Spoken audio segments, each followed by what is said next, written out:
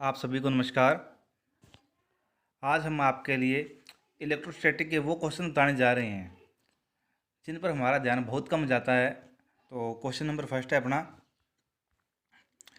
किसी वस्तु को आवेशित करने के लिए विधियों के नाम लिखिए। कि किसी वस्तु को आवेशित करते हैं अपना कौन कौन सी विधियों से अपन उसको आवेशित कर सकते हैं। तो फर्स्ट विधि है घर्षण के द्वारा। अगर दो वस्तुएं हैं तो आपस में अपन रब करें तो एक वस्तु से इलेक्ट्रॉन निकलकर दूसरी वस्तु में चले जाएंगे। मान लो इस वस्तु से इलेक्ट्रॉन निकल के इस वस्तु में चले गए तो इस पर तो आ जाएगा धनावेश और इस पर आ जाएगा ऋणावेश।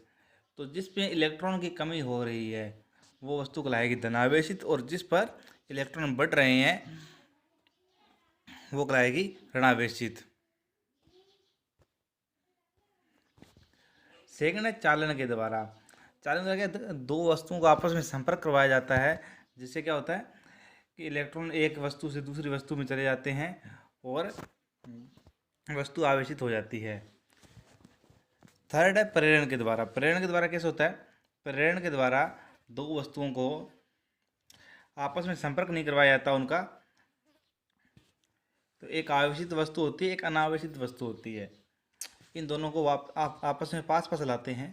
मान लो इस वस्तु पर है धनावेश, जब इसको अनावेशित वस्तु के पास में लाएंगे तो अनावेशित वस्तु के इलेक्ट्रॉन हैं जो आकर्षण के कारण इसकी तरफ आने आएंगे और दूसरी तरफ क्या आ जाएगा, इसके धनावेश आ जाएगा।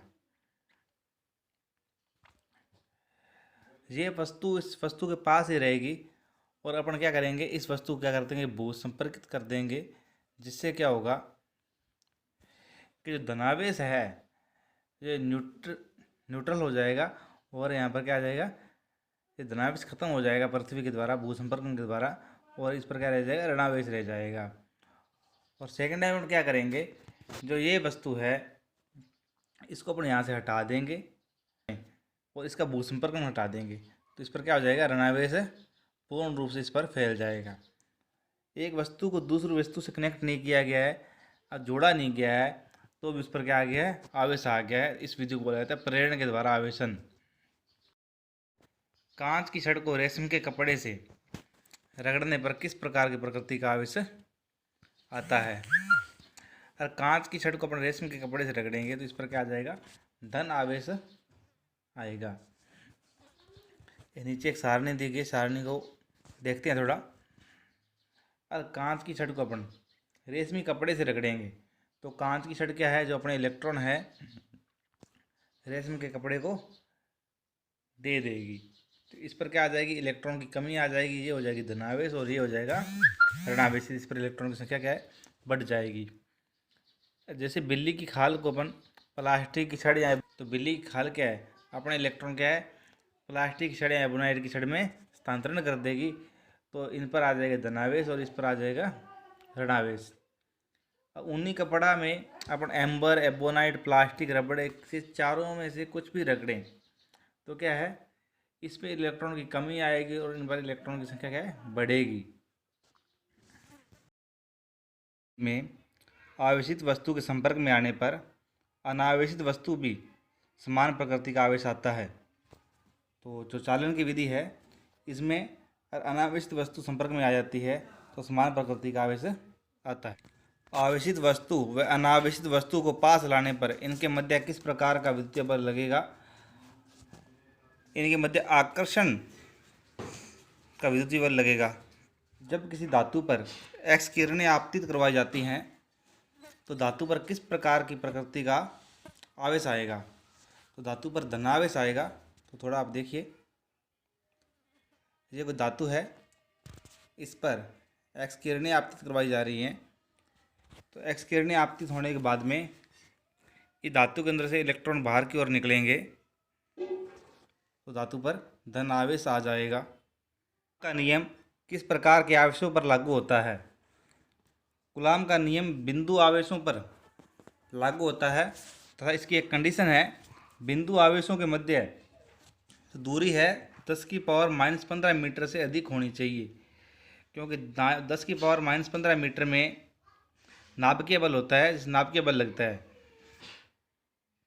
तो कूलाम के बल के लिए 10⁻⁻15 मीटर से दूरी इन आवेशों की अधिक होनी चाहिए। बिंदु आवेश Q के कारण R दूरी पर स्थित किसी बिंदु पर विद्युत क्षेत्र की तीव्रता का सूत्र लिखिए। तो हमें एक चित्र दिखाई दे रहा है। बिंदु O पर +Q आवेश है और बिंदु P पर Q0 आवेश है, जो बिंदु आवेश है, और R वेक्टर इन दोनों के बीच की दूरी है।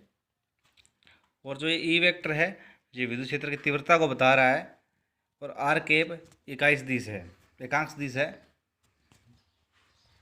आवेश +Q के कारण बिंदु P पर स्थित धन प्रेक्षण आवेश Q0 पर लगने वाला बल कूलाम के नियम से अपन निकाल लेंगे।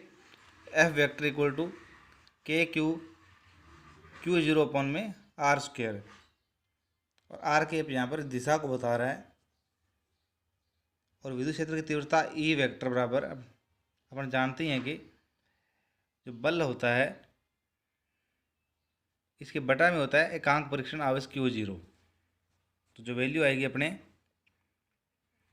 E वेक्टर के बराबर में KQ/R², R कैप।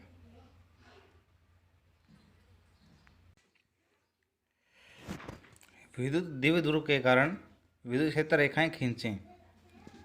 तो विद्युत द्विध्रुव के कारण जो रेखाएं होती हैं +Q आवेश से -Q आवेश की ओर जाती हैं। निम्न चित्र में बताइए कि विद्युत क्षेत्र किस स्थान पर अधिकतम व किस स्थान पर न्यूनतम है। चित्र को देखने पर हमें पता चलता है कि बिंदु A पर विद्युत बल रेखाओं की संख्या ज़्यादा है, तो विद्युत बल रेखा की संख्या जहाँ पर ज़्यादा होगी वहाँ पर विद्युत क्षेत्र क्या होगा, ज़्यादा होगा। तो बिंदु A पर, और बिंदु B और C को देखने पर हमें पता चलता है कि बिंदु B पर जो विद्युत बल रेखाएं हैं ये पास पास में हैं, और बिंदु C पर इनकी दूरी ज़्यादा है बिंदु B की तुलना में। तो बिंदु C पर जो विद्युत क्षेत्र होगा वो क्या होगा, न्यूनतम होगा।